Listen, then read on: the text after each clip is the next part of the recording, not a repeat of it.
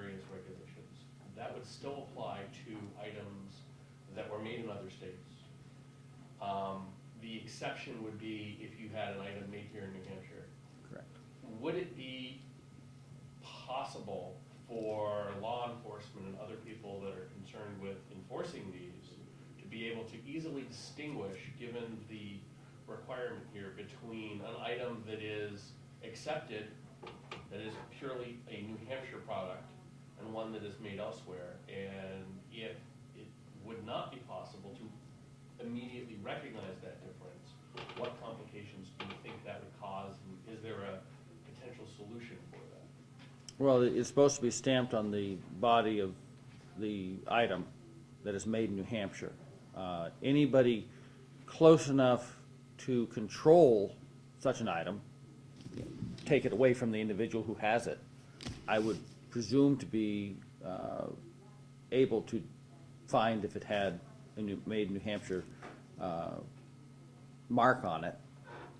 And I mean, I guess the onus I would put on the individual if they have if they have an item, because it goes beyond just firearms themselves. If they have an item that is not marked, then you know, they should be able to hold it in their hand and know whether or not they are safe or they are exempt. That item is exempt. And if it's not readily available for some reason, after I don't know how many years it takes a mark to wear off a piece of steel, then either destroy it or go back and get it marked. I mean, I don't know how long it takes for. I've seen some antique firearms with the manufacturer's imprint on them still. I can't imagine that a properly imprinted New Hampshire firearm is, you know, in any reasonable period of time going to lose its mark. Representative Cartwright. Yes, thank you, Mr. Chairman. I have a question. You have stated that you expect these firearms to remain in New Hampshire. Mm-hmm. And how do we know they're made in New Hampshire? And how would that affect permits, people who might have permits to take their firearm into another state? If, I guess, look at it from the other side of the looking glass, as it were. If somehow a firearm stamped in New Hampshire makes it to another state and nobody is ever aware of it, I suspect there's been no harm. If somebody takes a firearm to another state that was manufactured in New Hampshire and therefore exempt, they're liable for it. That's their onus.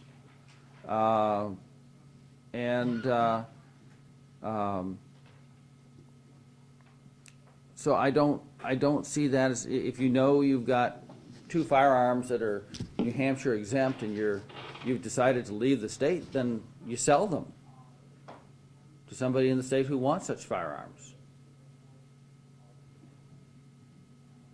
Representative Weider. Yes, sir. May I please be excused? I have to go testify at a hearing. Maybe it's you. Thank you. Representative Whitehead. Thank you, Mr. Chairman. Representative Itse, if I buy a firearm from marked in New Hampshire, I suggest that it would probably be in my best interest not to take it into Massachusetts to hunt a deer. Yep. It would only be used to hunt in New Hampshire. That would be my expectation, yeah.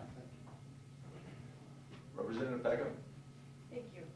Representative Itse, following up on a question that was already asked, is it in the statute here that the firearm shall not leave the state of New Hampshire? I didn't see it in here. No, I mean, that's implicit. Once they leave the state of New Hampshire, they're subject to whatever laws are in the the state that you've gone to. I mean, it's just like, if I have a New Hampshire concealed carry license, and I go to Massachusetts, and I don't have a Massachusetts FID card, or a New Hampshire concealed carry license, it's not New Hampshire that says you can't leave New Hampshire. It's Massachusetts that says you can't enter Massachusetts. And the New Hampshire granting a license to me to carry concealed doesn't provide me any protection in Massachusetts. Yeah, not even for simple possession. Follow up. In order, it seems that might need to be entered into this statute, and I say that because in order to not affect interstate commerce, or to not have the perception of affecting interstate commerce, then if you put that in the statute, then I think that the federal government would have a harder time.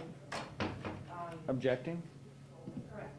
And I have no problem with it. I guess I have a difficulty with us enforcing a law outside our borders, since the person is no longer within our jurisdiction. But as a follow-up, you would be enforcing laws within your borders if you put it in a statute that the firearm made in New Hampshire and sold to New Hampshire, residents shall not leave the state of New Hampshire. Right, and then I assume that if they're, let's say they've moved to Massachusetts, I guess we'd have to extradite them.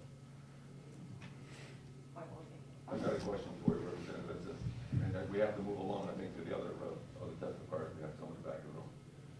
The bill speaks to manufacture, but how about assembly? I'm aware that Sig Sauer over in Exeter assembles largely, their firearms. Most of the parts are made in Germany.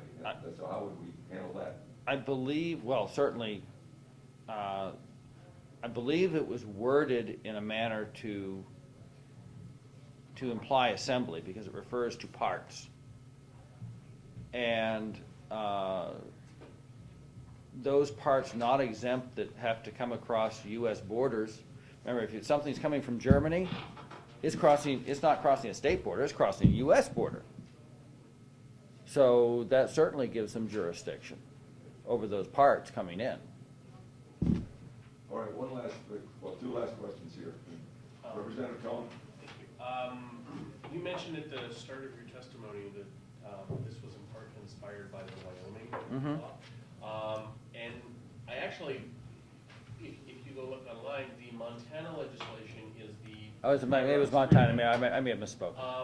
The difference between their version of the law and what's being put forward for us, you're right, is inspired in part by the ideas within HCR 6. That it adds a prohibition of enforcement Yes. clause, and we haven't really talked about that. And I think that's it's certainly a big issue.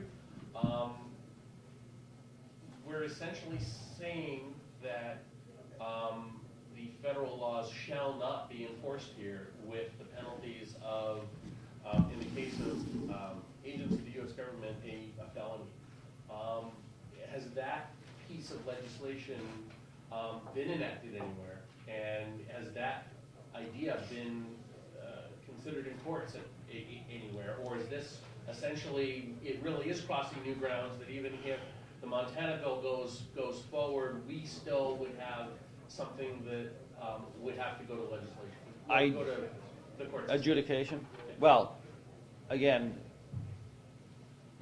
one has to consider, do we believe we have the power to control what happens within our borders? That's a fundamental question. But beyond that, while that is an idea that began here last term, it is an idea that has been taken up by other states, most particularly Texas, which has already put that forth in their health care legislation that is ahead of this in their system. So I suspect that it's going to get adjudicated via that route before we are involved in it. So I in truth, I can't answer your question, but it is a wrinkle that arose because the initial reaction of the federal government to the Montana law was, well, that's cute, but we are going to ignore it anyway because it has no muscle behind it. Representative Schmidt? So, thank you, Mr. Chairman. Under this law, would a New Hampshire dealer in firearms be able to sell to a non-resident items that would be illegal under federal law or legally manufactured in New Hampshire? I think not, because the way our firearm sales laws read is that that it's only, for instance, legal to sell a firearm to a citizen of Maine, something that would be legal for them to own in Maine. And as a New Hampshire firearm that has to stay within New Hampshire borders would not be legal for the person in Maine or Massachusetts to buy and transport to that state outside of federal purview, I'd have to say no, it does not. Thank you. All right. In the Short interest of, follow-up, please? okay, last question for Representative. Would a New Hampshire manufacturer under this law be able to manufacture items that are illegal under federal law?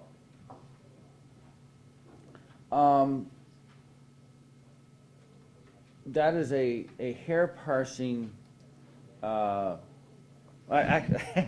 guess the simple answer is no, because it's not illegal to manufacture those items under federal law. The federal government controls who may purchase them. Thank you. Thank you. Representative Itse, did you have any written testimony? No. No, okay, thank you very much.